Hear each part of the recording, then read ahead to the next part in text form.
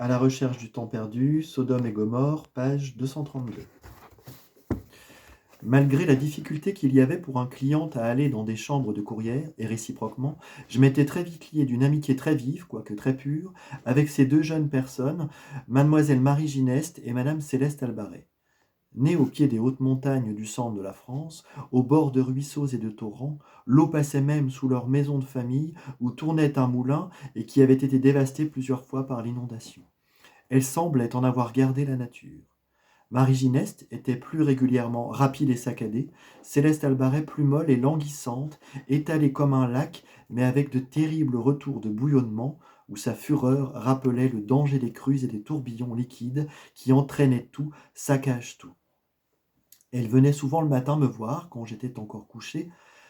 Je n'avais jamais connu des personnes aussi volontairement ignorantes, qui n'avaient absolument rien appris à l'école et dont le langage eut pourtant quelque chose de si littéraire que sans le naturel presque sauvage de leur ton, on aurait cru leurs paroles affectées.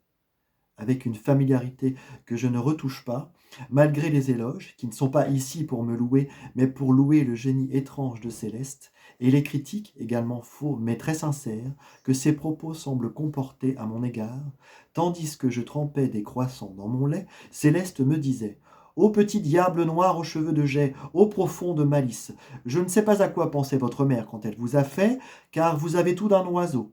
Regarde, Marie, est-ce qu'on ne dirait pas qu'il se lisse ses plumes et tourne son cou avec une souplesse? Il a l'air tout léger. On dirait qu'il est en train d'apprendre à voler. Ah, vous avez de la chance. Que ceux qui vous ont créé vous aient fait naître dans le rang des riches. Qu'est-ce que vous seriez devenu, gaspilleur comme vous êtes? Voilà qu'il jette son croissant parce qu'il a touché le lit. Allons bon, voilà qu'il répand son lait. Attendez que je vous mette une serviette, car vous ne saurez pas vous y prendre. Je n'ai jamais vu quelqu'un de si bête et de si maladroit que vous. On entendait alors le bruit plus régulier de torrents de Marie Gineste, qui, furieuse, faisait des réprimandes à sa sœur. Allons, Céleste, veux-tu te taire? Es-tu pas folle de parler à monsieur comme cela? Céleste n'en faisait que sourire, et comme je détestais qu'on m'attachât une serviette, mais non, Marie, regarde-le, bing, voilà qu'il s'est dressé tout droit comme un serpent, un vrai serpent, je te dis. Elle prodiguait du reste les comparaisons zoologiques, car selon elle, on ne savait pas quand je dormais, je voltigeais toute la nuit comme un papillon, et le jour, j'étais aussi rapide que ces écureuils. Tu sais, Marie, quand on voit chez nous si agiles que même avec les yeux, on ne peut pas les suivre. Mais Céleste, tu sais qu'il n'aime pas avoir une serviette quand il mange. Ce n'est pas qu'il n'aime pas ça, c'est pour bien dire qu'on ne peut pas lui changer sa volonté. C'est un seigneur, et il veut montrer qu'il est un seigneur. On changera les draps 10 fois s'il le faut, mais il n'aura pas cédé. Ceux d'hier avaient fait leur course, mais aujourd'hui, ils viennent seulement d'être mis, et déjà il faudra les changer. Ah, j'avais raison de dire qu'il n'était pas fait pour naître parmi les pauvres. Regarde, ses cheveux se hérissent, il se boursoufle par la colère, comme les plumes d'un oiseau. Pauvre Plomissou!